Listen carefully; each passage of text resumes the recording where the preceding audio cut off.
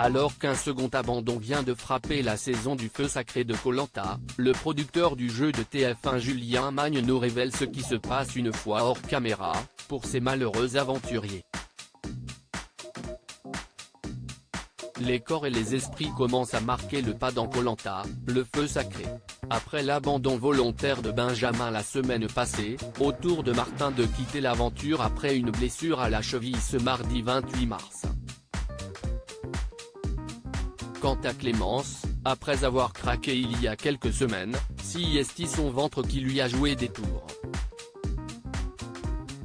La candidate, après un passage à l'infirmerie, a toutefois rapidement fait son retour dans le jeu.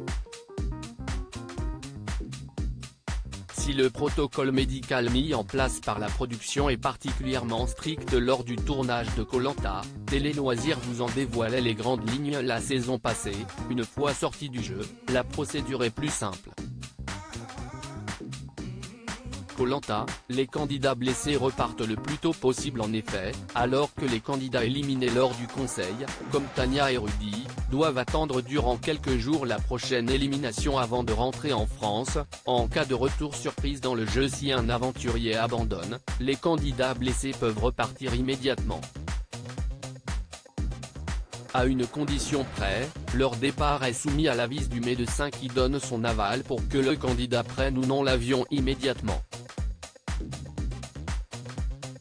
Ils partent le plus tôt possible en fonction de l'avis du médecin.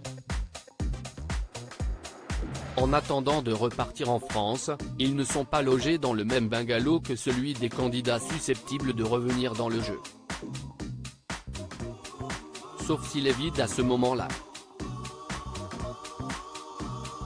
Car il ne faut pas qu'ils puissent entrer en contact avec l'éliminé du conseil suivant, par exemple, nous a confié Julien Magne, producteur de Koh Lanta. Koh Lanta 2023, l'aventure était un peu trop compliquée pour Benjamin ainsi, malgré son petit accident de plongée et sa fatigue, l'aventurier nous a révélé qu'il était à bout de force. Benjamin a pu rentrer assez rapidement en France, nous révèle le producteur. Un départ qui n'a d'ailleurs pas vraiment surpris Julien Magne. Nous suivons les candidats au quotidien, heure par heure. On observait un état d'esprit et une motivation qui glissaient et qui diminuaient.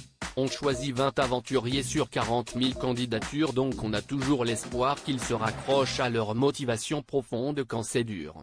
Je pense que l'aventure était un peu trop compliquée pour Benjamin.